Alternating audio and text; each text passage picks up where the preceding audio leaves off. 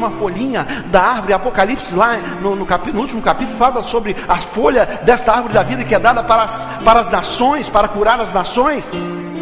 Eu imagino que Adão poderia chegar a qualquer momento que ele precisasse e comer do fruto da árvore da vida e viver por toda a eternidade, viver ali no Éden, na presença de Deus por milhões e milhões de anos.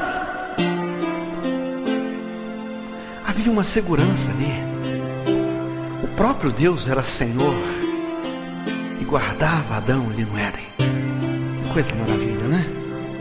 Maravilhosa, que sonho. Oh, vontade de viver uma vida assim, em segurança, em paz. Adão, a primeira imagem, a imagem criada de Deus, experimentava de tudo isso, irmãos. Só havia uma proibição para Adão ali no Éden. Só havia uma palavra de Deus. Olha, Deus disse assim: Adão, você pode experimentar de tudo que está aí, toda a árvore frutífera, tudo que tiver, o rio, você pode tomar banho, você pode fazer o que você quiser. A única coisa que você não pode fazer, Adão, é comer da árvore da ciência do bem e do mal. Aí que no mundo aí a gente vê que o pessoal falando que Adão e Eva comeram a maçã, né? Não tem nada a ver com maçã. A Bíblia não fala sobre maçã. A Bíblia fala do fruto da árvore da ciência do bem e do mal, do conhecimento do bem e do mal. Era a única coisa que Adão não podia fazer para que ele permanecesse por toda a eternidade ali no Éden, para que a humanidade que viesse após dele fosse uma humanidade santa, irrepreensível, experimentando de tudo que Deus tem dado a ela, a esta imagem criada. Mas pelo que parece, Eva ficava muito sozinha, né? E a primeira sessão espírita acontece porque Adão não estava presente. Satanás entrou numa cobra, numa serpente,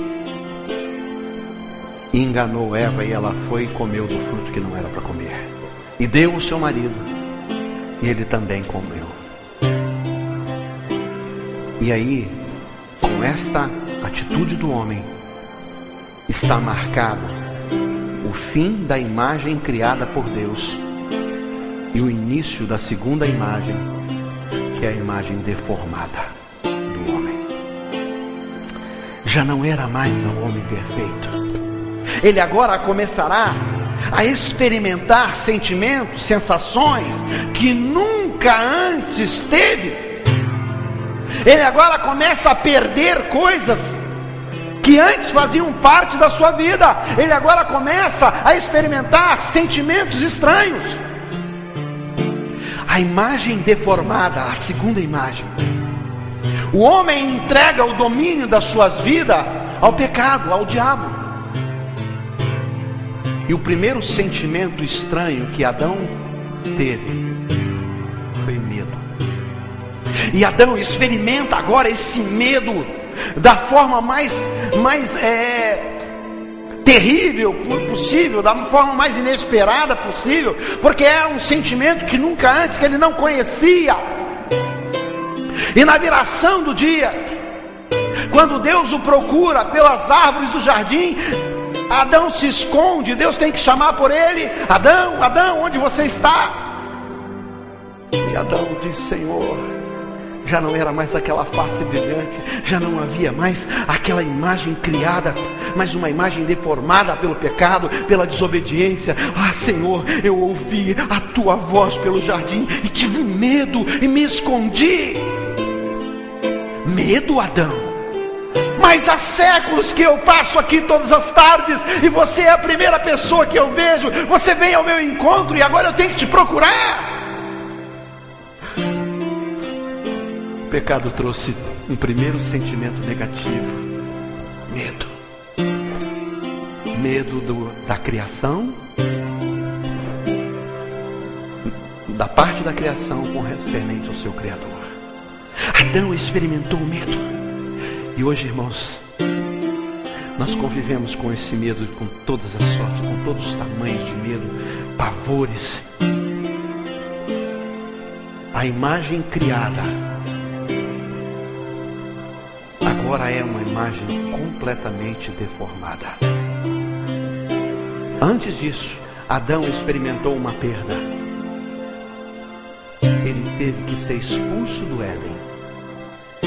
O jardim de delícias, o manancial de águas vivas, já não era mais para Adão, para que ele não tocasse na árvore da vida e vivesse por toda a eternidade no seu pecado. Ele começa a perder, ele perde aquele lugar que Deus o preparou exatamente, somente para ele e sua esposa. A imagem deformada começa a perder os benefícios, começa a perder a pureza. Já não tinha mais, eles conheceram que estavam nus, já havia vergonha, já havia aquela sensação de pecado, de coisa errada. A pureza foi embora, a imagem deformada trouxe tudo isso, matou tudo da imagem criada, foi morto, foi apagado pela imagem deformada por causa do pecado. E Adão começa a perder a comunhão com Deus pela expulsão do Éden.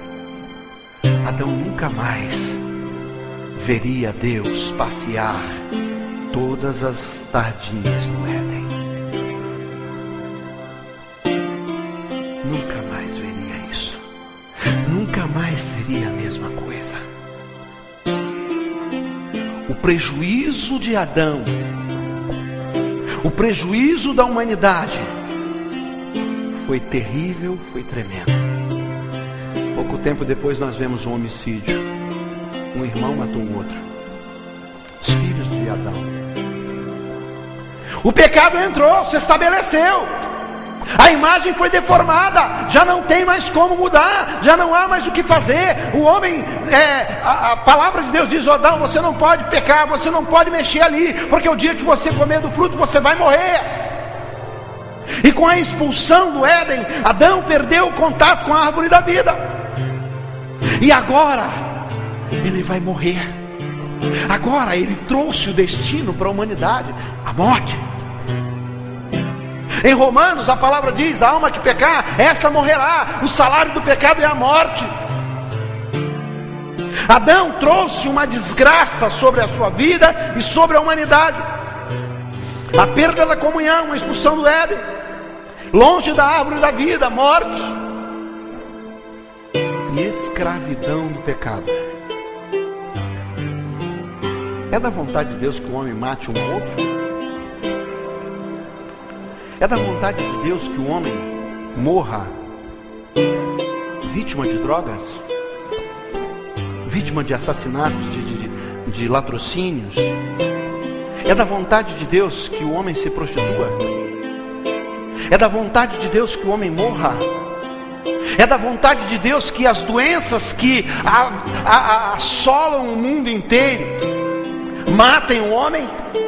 Não, não foi isso que Deus criou.